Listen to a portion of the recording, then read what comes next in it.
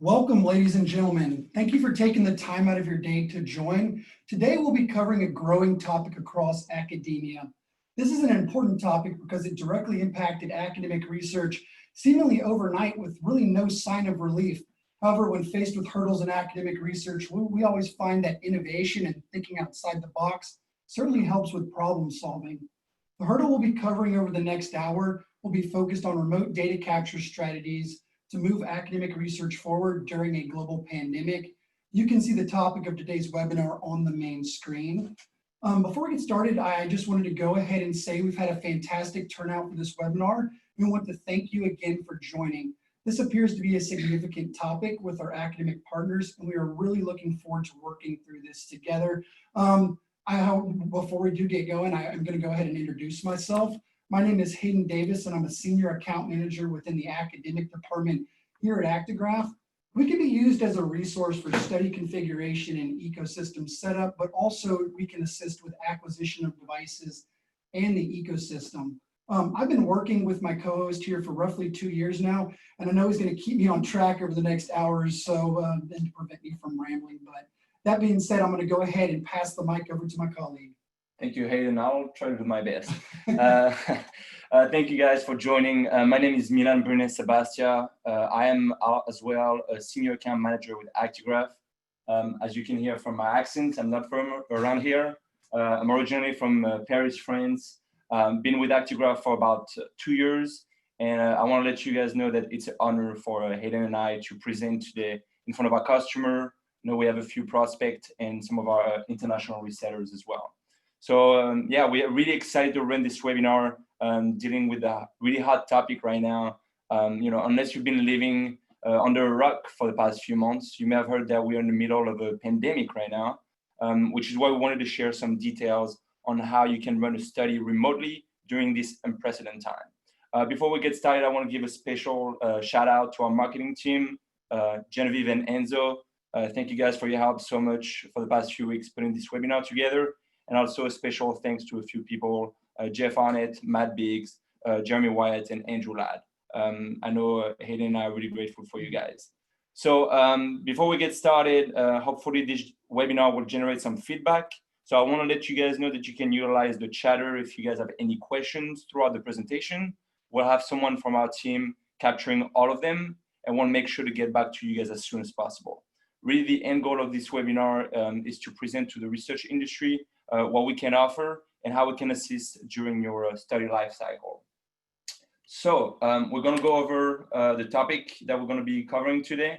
So the first topic is implementing remote monitoring with ActiLife. So most of our customers are already using that software platform and are really familiar with it. We just would like to take some time to acknowledge them and show them how they can utilize what they currently have on hand and introduce maybe some existing feature of ActiLife that they might not be aware of. Hopefully, after we're done with that part of the presentation, they'll be able to utilize, you know, the existing software and hardware more efficiently moving forward during this pandemic. The second part of the presentation, it will be covering Centerpoint and cloud-based platform. So we'll be talking about a new software, which the main purpose of that platform is to allow you and your team to collect the near real-time data remotely, directly from the patient's house to the cloud. To be fully transparent with you guys, this platform was originally developed for the pharma industry and their customers, but we've seen that it's now making an introduction into the research market due to the pandemic. And honestly, to be honest, we've had some feedback from our research and academic partner that there was a big need for that remote monitoring. And you know, we heard you, and this is one of the main reasons we're super excited to share more details with you on that today. So what we'll do is we'll give you a general overview of the software and the advantages to implement this new ecosystem into your upcoming studies and how hopefully this will revolutionize your current workflow. The third part that we're going to be covering today is the changes in grant funding. So no surprise, especially for you guys during this pandemic, you know, it's going to have major impact on the grant funding. And we already have some contact in the grant agency that are really confident that, you know, the grants now, in order to get funded, they'll require a remote monitoring option. So luckily for you, ActiGraph is already providing that service for years. So we're just excited to share more details on that. At that point of the presentation, we'll also have a poll because we want to hear from you. And we want to know what you've been experiencing in your grant status. We love hearing your feedback, and we understand, that help us understand what you guys are experiencing on a day-to-day. And the last part of the presentation is going to be conducting successful research after the pandemic. Also, no surprise there, there's going to be some upcoming changes in the research and academic world following that pandemic. So the idea behind that part of the presentation is how can we help you overcome future challenges and provide you with some of the best tools to successfully conduct a study in the safest way. I'll repeat it, but the main purpose of ActiGraph is to make your life easier at the end of the day. And so we are really happy that you joined, and we hope that you learn a lot throughout this presentation. All right, so without further ado, we'll go right into it with implementing remote monitoring with ActiLife. So a lot of you are already familiar with our ActiLife platform and the current hardware device that we provide. However, the idea behind that first part of the webinar is to show you how you can utilize what you currently have on your study inventory moving forward, and how you can overcome some of the day-to-day obstacles of conducting your study remotely. So for that, I'd like to start with some of the features that we already have in ActiLife. So first, I would like to focus on the start and stop time. And the way I like to do that is just kind of give you an example that I'll probably talk volume to a lot of researchers that we have on the call today. So let's say you're ready to go ahead and deploy your device and collect the data during this pandemic.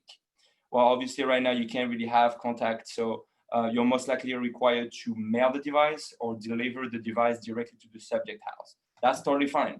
We have a lot of customers that are currently using that workflow. Now the question is, how do you do that in the most efficient way? Well, at the time of initialization, before you mail the device, you can go ahead and schedule the data collection to start, I don't know, maybe let's say 2 days in the future. So like this allows you some of the mailing time, and you can already schedule that stop time maybe a week later, for example, to allow your participant to mail back the device. By doing that, you'll avoid getting all that unnecessary data during the travel of the device. The second feature that I'd like to talk about is the date and time filters. So after you receive the device, you can go ahead and apply that feature to create one or more filters to perform additional analysis on specific dates and period of time. So for example, right now, a study that came to mind is like we're working with a group, they are focusing on physical activity on kids at school. Well, and they wanted to know exactly how much time the kids spend on moderate to vigorous activity. So that's a perfect example where you can apply that filters and only show you the time that they spend in MVPA during, let's say, Monday to Friday, 10 to 11 a.m., which was during recess. So you can go ahead and filter on that, which is great. The last thing I want to touch on is the templates. So the templates happens during the time of initialization and download process. So first, I like to say that this feature is a huge time saver for the researcher and their team, and it helps you make sure that you're consistent throughout the board, especially nowadays when you have people from the same group, same staff that are working on different locations. Helps the team in order to make sure that they initialize and download with the same setting. So it eliminates any error. So yeah, this was kind of like the first 3 features that we wanted to touch on. I know a lot of people on the call are currently using ActiLife. Hopefully that'll give you more information on that. And I'm going to say that a few times in the presentation, but I want to make sure that you guys reach out to our team. We're happy to show you how to utilize these tools, and I'll pass it on to Hayden right now. He's going to cover how the data export works on ActiLife. Yeah, no, thank you, Milan. Those are certainly great features for collecting data remotely. Following these features, it only makes sense to cover data management. So that's why on this slide, I'm going to be covering the data vault. So following a pandemic, it's no secret that health and security is an important factor when enrolling a patient remotely. During this unprecedented time, it is important to protect your study participants more than ever. However, it's also critical to protect your research staff by allowing them to work remotely as well. The research staff are the brains of the operation. And without them, you can't bring your study can be brought to a screeching halt. So you want to go ahead and protect your research staff the same way you'd be protecting your study participants. Many of our current partners are probably already familiar with the Data Vault tab. However, we feel it's time to bring it back to life. So I'm going to go ahead and describe the Data Vault. So the Data Vault is a cloud-based data repository where data can seamlessly be shared through a centralized location. So the data vault allows research staff to share data within the software without them having to actually be on site. This naturally prevents the need for on-site storage, and this also helps you look out for your IT department. If you don't want your research staff on site, you're also not going to want your IT department on site as well within the organization or the university that you're working with. So the data vault is the platform itself isn't only a logistical relief, but it also offers data backup and archiving to help prevent loss of data. The data vault configuration also allows the ability to store large data files, which many of you, can be extremely difficult at times, especially if you're storing, the source raw data. This will do it for you. You don't have to have a load on your own personal server or on your computer itself. It's something we can store for you within our cloud to make your life significantly easier as you work remotely and as we progress following this pandemic. Perfect. So on this slide, we're going to be covering the inventory. This is generally the first topic we start off with when discussing study setup with partners. And to be honest, it's my favorite because it allows you to potentially solve a problem. It's no secret that budgets have been cut and studies have been delayed, so it's a good time to go back to the drawing board. The first question we ask for existing customers is, what's in your inventory? Let's try to use your current resources to your advantage. One thing to note is that in order for us to validate our devices, the source data has to be comparable, whether it was collected with a 5-year-old device or a brand new one. Our devices share the same triaxial accelerometer, which allows this to happen. So the devices themselves are going to yield the same results, and it doesn't matter which device model you're currently using.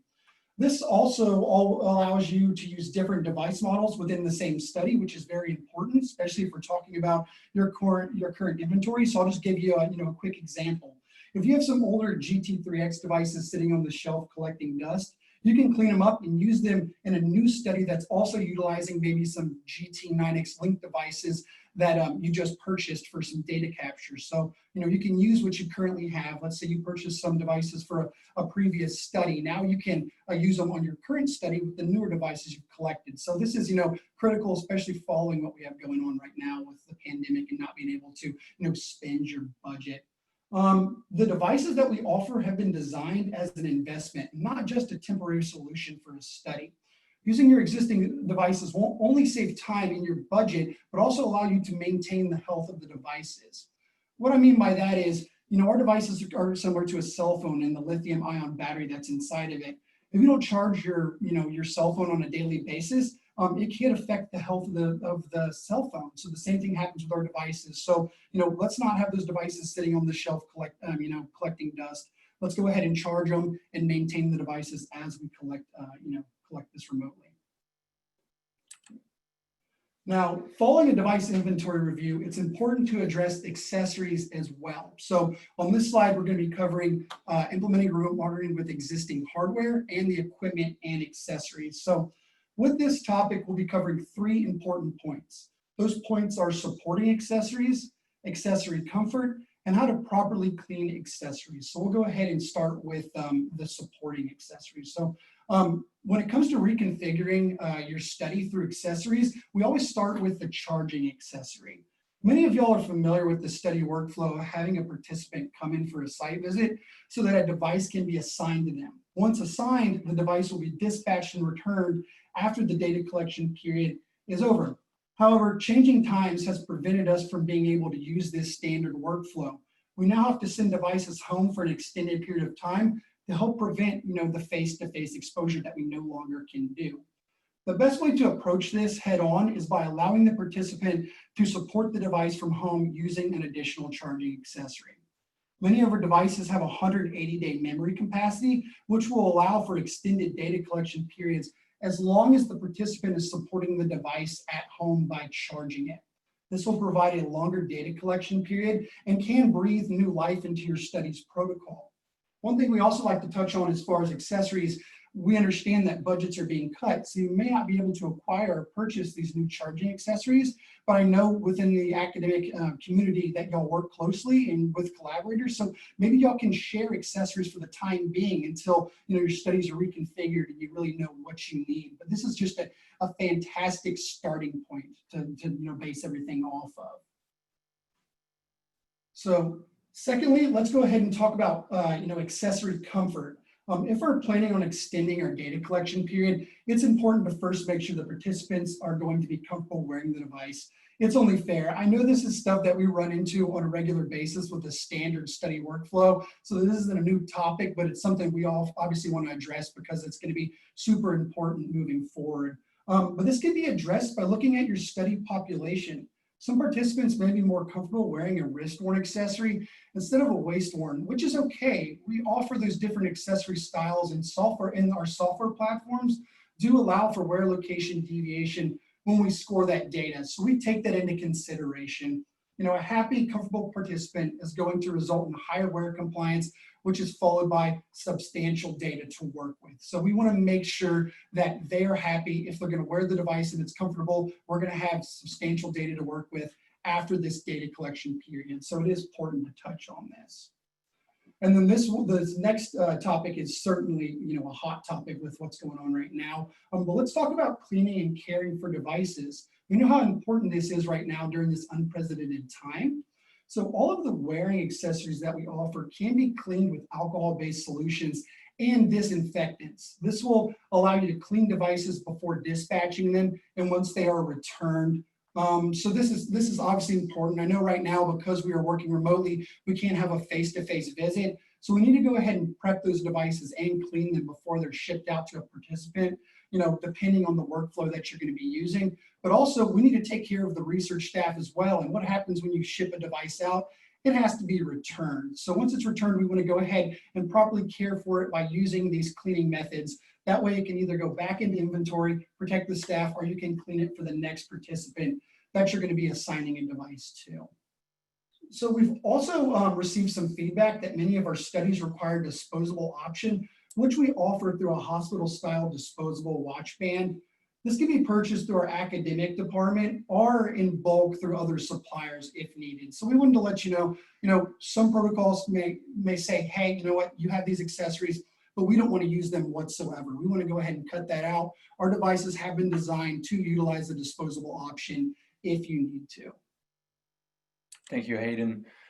So now we are going to transition. We've already covered what we have and how you can utilize this existing ecosystem. Now we're going to talk about our new cloud-based software. So to do so, we wanted to go ahead and share that graph with you so you can go ahead and have a general overview or how the data can remotely be uploaded into the cloud-based software.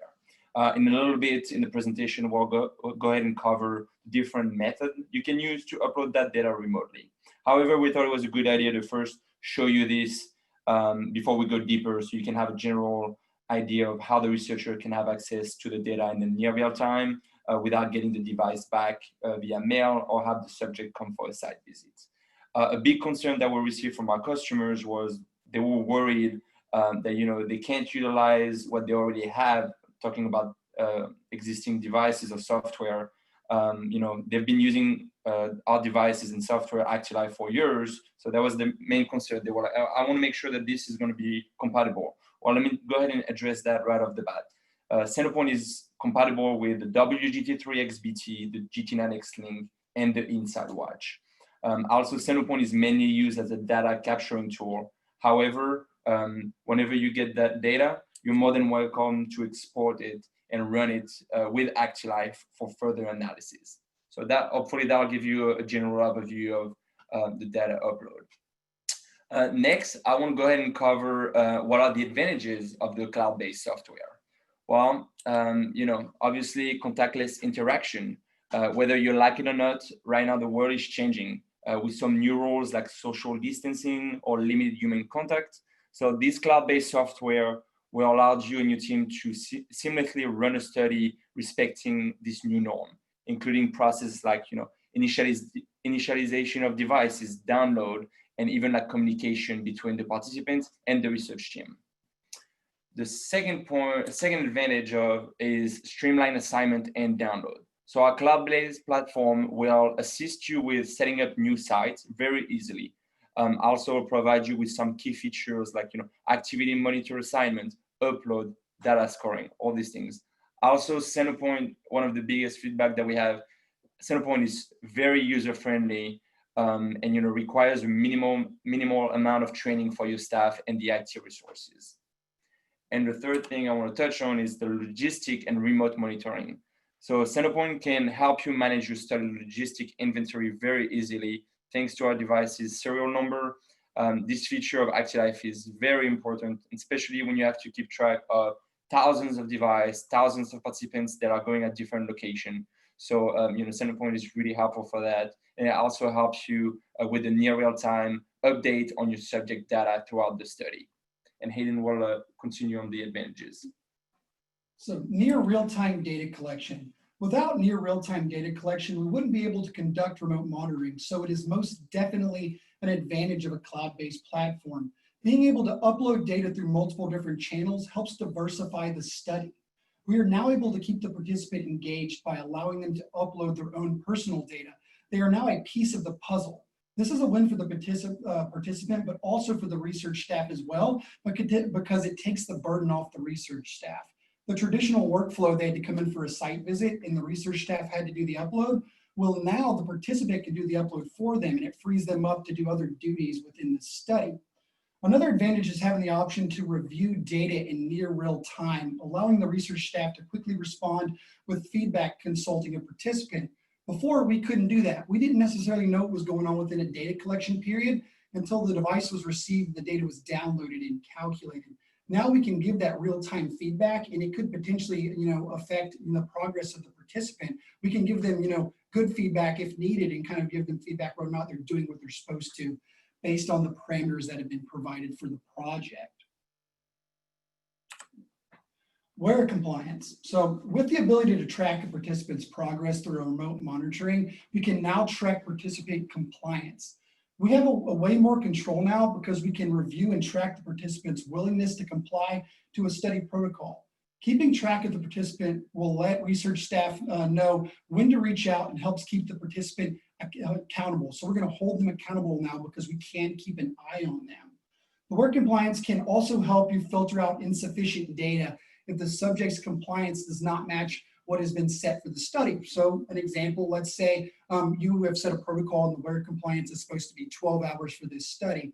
If you have a subject that continuously only wears the device for 2 hours a day, we can go ahead and filter that out and not actually calculate that data if needed. It just saves your research staff time, something you would traditionally have to do manually yourself. You can now do, without having to do anything. Now, data integrity and security. So having the ability to utilize a cloud-based system for data collection does warrant a few questions, one of which is whether or not the data is safe. The data collected through the cloud is encrypted, much like how banks store their data. This method of storing data complies with global standards and allows the ability to track study access through a closed system. And we do that through authentication and privileges. Because it's a closed system, we can provide privileges to research staff, and then they have to provide authentication as far as a login and a username. We have a couple different options for doing this, but that's how we know we are secure, and that without that, you're unable to access the study. We understand data security as a driving force when collecting data remotely, so we've made it a key factor when designing a remote ecosystem. And then lastly, for advantages, we will discuss study protocol customization.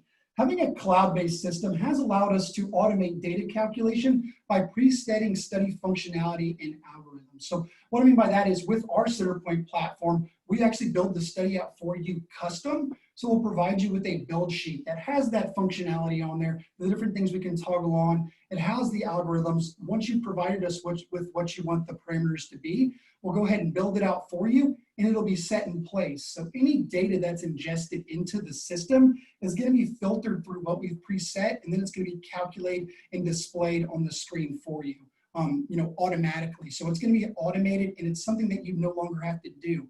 If you can't be on site, you don't have the staff there that's able to do it, let the system do it for you. And this is a perfect example of that.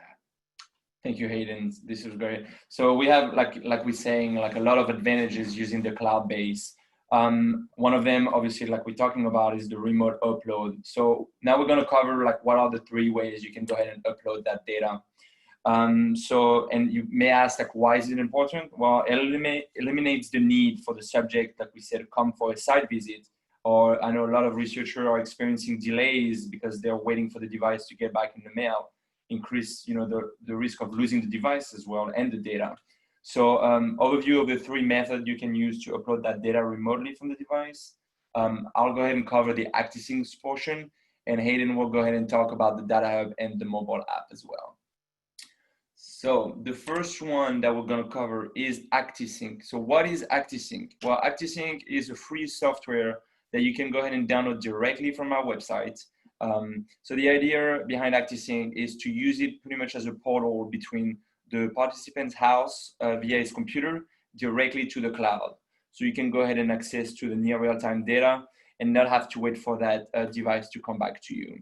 The current workflow at this time, it's usually during the time of deployment.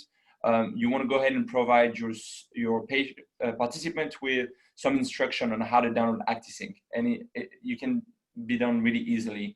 And you want to go ahead and provide him as well with a device, wearing a charging accessory, so he can go ahead and do the upload himself.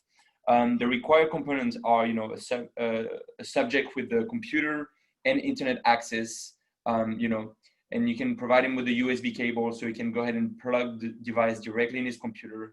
ActiSync is running in the background, so it won't interfere with anything that he's doing. And like we said, the main purpose of that platform is to go ahead and capture that data and send it straight to you. So this will allow you to have access to the raw and epic data without even leaving your office. And depending on your study protocol, you can go ahead and schedule like a weekly or daily upload. And Hayden will go ahead and cover the data hub right now. Absolutely.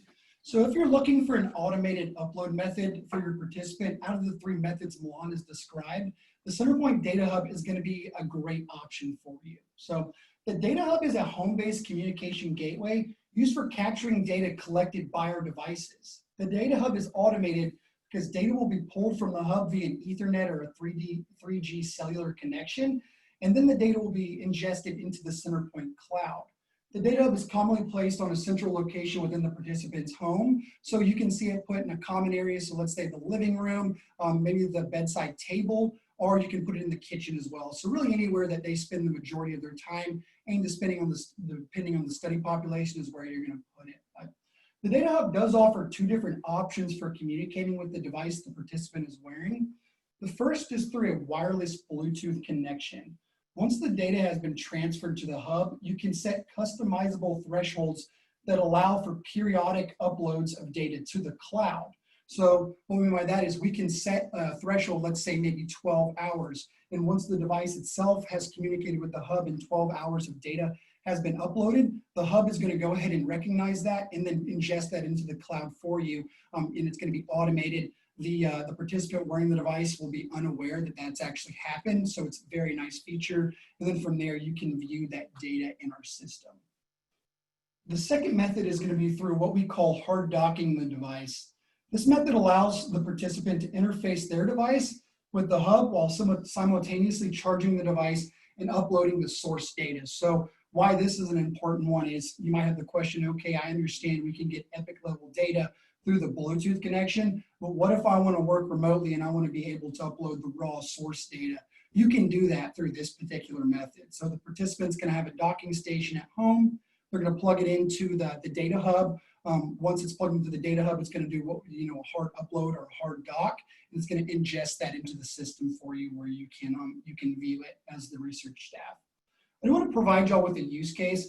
So we have an academic partner, Joaquin Gonzalez, who was grateful enough to provide us with his use case on how he's utilizing the data hub. He's with the Department of Kinesiology and Sport Management at Texas Tech University. And what they're using the data hub for is for sleep analytics. So what they'll do is, depending on where the patient's located, some of the patients are in a remote area, so they're utilizing a 3G cellular connection.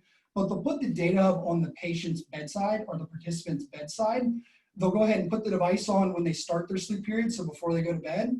Once they wake up in the morning, they'll take the device off and plug it in. And from there, it's going to ingest that data into the hub, and then from there into the cloud through the Ethernet or 3G, depending on where the participant is. And then from there, it's going to, once it's in the cloud, Joaquin and his research staff can then look at that data and provide consulting and real-time feedback to the participant in the morning before they start their day. So that is a great example of how you can utilize the Data Hub. So this next slide, we're going to be covering mobile apps. So the next cost-effective upload method that we will be discussing are the apps themselves. As you can see, we offer 3 different options to help fit your needs. The first is the Centerpoint Sync app, which is compatible with WGT3XBT and GT9X linked devices. This app will allow the subject to upload their activity data by simply pressing a download button on the app's home screen. And that'll be the first one we'll cover. Now, the second one is the Centerpoint Connect app, which is really unique. And this is one of the newer ones we released, and I was really excited to be able to introduce this one during this webinar. So this app has been designed to utilize an Insight Watch to upload raw source data via an upload button or data streaming. This is something we traditionally couldn't do. Definitely couldn't do with the local desktop platform because you didn't have the cloud-based activity or the ability to do that. But with this, you can now upload that raw source data through the app, and the research staff will be able to receive it through the platform. Where before they had to come in for a site visit and do a hard upload or a hard download in order for you to get that. And it streams as well. So the next app we're going to go ahead and cover just briefly is going to be the Centerpoint Site Assistant app, which you can see it's the 3rd bullet point on this page. It can be used by research staff for assisting with device assignment. So if you're dispatching something to a participant on site, you can do it. Right now, following pandemic, most likely you won't be using that one as much, but once everything gets back to normal, if it does, or what we can call normal, you can utilize that option. Now, following the use of the mobile app, it only makes sense to kind of talk about what does the user interface look like. I know that's a question a lot of people might have. Okay, we understand what the system does, we understand how the mobile apps work, but what does that feedback look like for the participant? What does that look like for the research staff? So if you're looking at your screen right now, you can see on the left-hand side of the page, you can see the mobile app. So you can see the user interface, and you can see the participant is wearing a device right now, which will be communicating with the app. It's going to give you some progress on it. And if you want to do an upload, you can hit that upload button and it'll let you know when it's completed. So it's really non-invasive invasive option, use it wearing the device. It's automated for the most part using the app, and all they have to do is hit the download button. And then on the right-hand side of the page, you can see what the user interface looks like for the research staff, because I know that's important. You can track the activity of when the uploads took place, and then from there, you can view the analytics as well. Thank you, Hayden. So now we went ahead and cover the 3 different methods of upload. We want to touch on a subject that is really important for the researchers, the security and privacy. So first, I'd like to cover that, security is obviously a big concern that we have from our customers. However, I would like to share some of that details to hopefully try to overcome this objection. Also, I know that our quality department at ActiGraph generated a document called a Centerpoint Privacy and Security Overview. I'm happy to share that with you or our team. You'll find everything you need to know on that particular subject. Just reach out to us for that. So the first security feature that I want to talk about is cloud-based storage for remote data management. So the Centerpoint system and the data storage are happening through Amazon server, and they'll provide services including like data security, data backup, and other data center essentials. The second feature, secure study access and user visibility.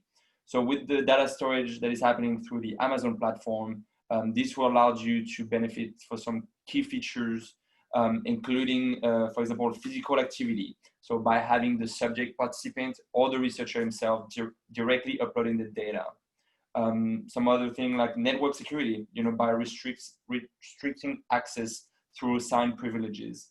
And user visibility. One of the big advantage of Centerpoint is once it's purchased, we can go ahead and tailor that platform to your study needs, including which algorithm you want to use, the wait time compliance, the wait time position, things of that nature. So once you do that, our account managers team will go ahead and create the study for you and invite you. After you're invited, you can go ahead and select some roles for your staff.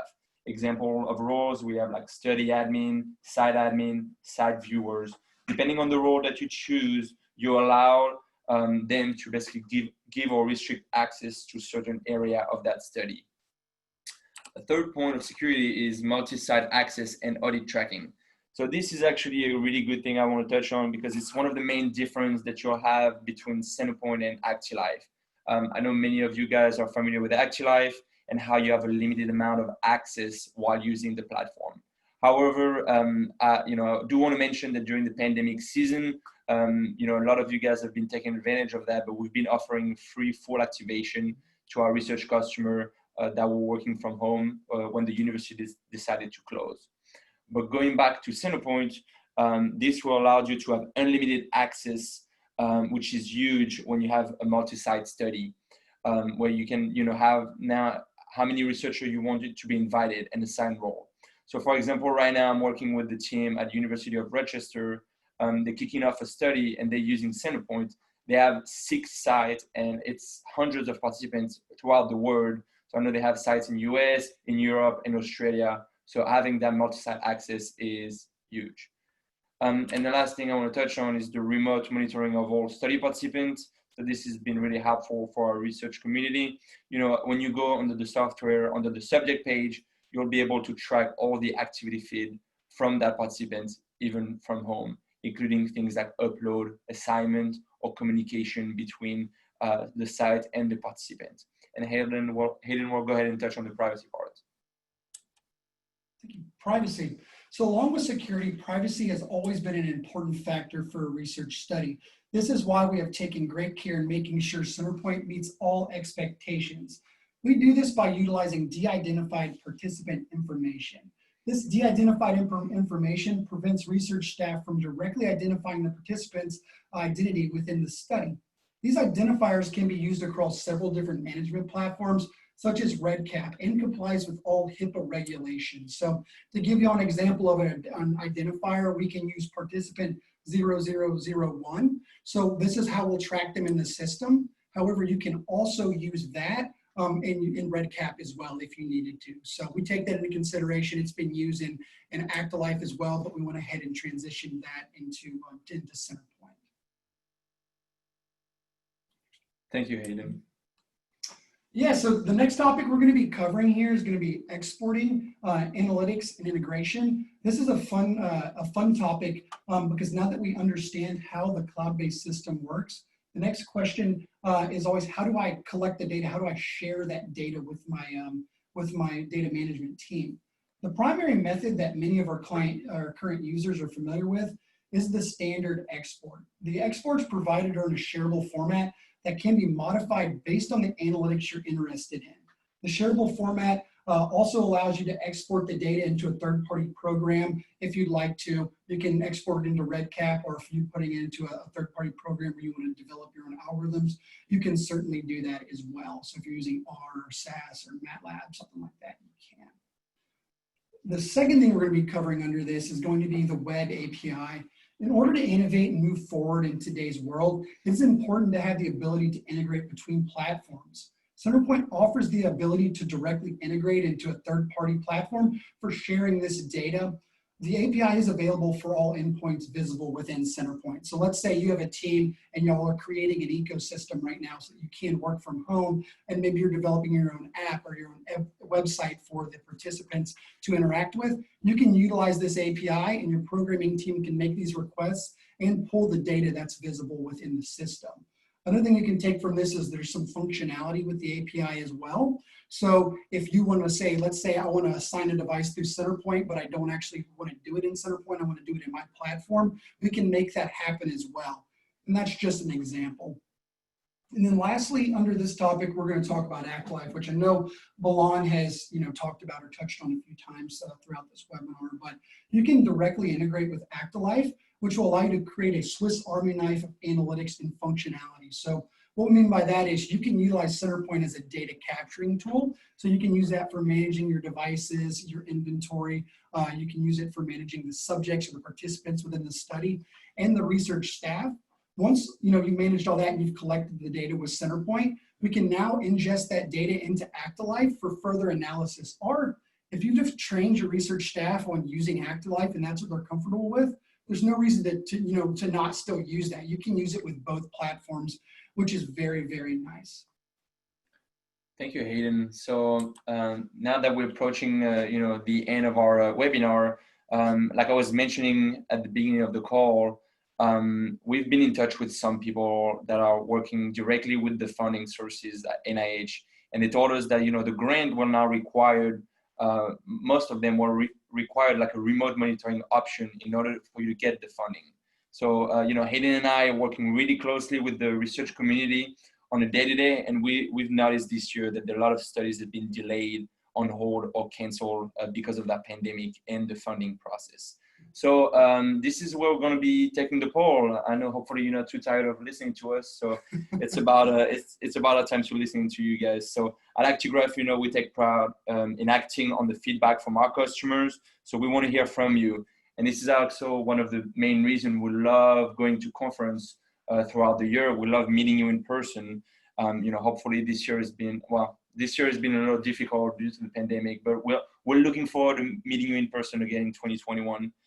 So before I actually start the poll, I want to let you guys know what we'll be covering. First, we want to know where you guys are located. We do business in hundreds of countries, thanks to our resellers. I know they're on the call right now with some of their customers, so special thanks for you guys. And so we want to know where you guys are located. The second question is, we want to know if you've been applying for a grant recently, how much delay have you been experiencing? Or simply if you have actually had submitted an application for a grant and it simply just got canceled. We want to know all that. So make sure to scroll down. I'm going to go ahead and launch the poll right now. It should appear on your screen. So I'll give you like 30 to 45 seconds so you can go ahead and start answering. So like I said, the first part is, where are you guys located? I know we have a few hundred people on the call, so hopefully that'll have a lot of good feedback for us. Right, I see a lot of answers already coming in. Thank you guys. It's awesome. I'll give you guys another 15 seconds and I'll make sure to share the poll. All right. Very good. I still have some vote coming through. All right. Go ahead and end the poll right now. All right, let me go ahead and share some of the results. They should appear on your screen. So we have a lot of people from North America, 83%, and 12% in Europe. Very good. Okay, are you experiencing delay in your grant funding? So 56% of you guys have not experienced delay, which is great. Yeah. It's amazing news for sure. Well, this is very interesting. 8% have project being canceled. Wow. All right. Well, we do appreciate your feedback. Thank you so much. Thank you. No, thank y'all again for sharing. That's very, very helpful. The results from this poll have helped solidify the general consensus that we had on our end, that some of the grants are being affected. If they're not being canceled, they are at least being delayed. But that is good that we didn't see any that were canceled completely. We understand that moving forward, funding sources and IRBs will be looking for safe remote monitoring solutions that will look out for the participants' needs and their well-being. We understand that the new processes can be difficult. However, we are here to assist. So feel free to use this as a resource. We can offer assistance by providing sample data, security and privacy documentation, and anything you need for proof of concept of your study design. So if y'all have some questions or y'all have some meetings that you're conducting with collaborators or other research staff about how are we going to configure or reconfigure our study and get it ready for this, this grant application or for IRB, reach out to us. We've worked with, quite a few researchers before in the past on all different types of studies. So we will have some type of recommendation that we can provide and documentation, because we understand at the end of the day, proof is important. And if you can prove that this and validate that this workflow is going to be sufficient, we understand that, the funding is going to be there for you and it's going to be successful. So please feel free to reach out. We're here for you. We're more than happy to help. Thank you, Hayden. And as I want to introduce the last part of our webinar, conducting successful research after a pandemic. So no surprise, the research world is changing, and we want to make sure that moving forward, our relationship with the research community keeps growing like it's been going on for years. You know, we consider our relationship with you guys more as a partnership, not just as vendor, because we are investing in your success. Like we take pride really to help you on a day-to-day, and we want to take the time to thank you for what you guys are doing. So it's a pleasure to help you throughout your study.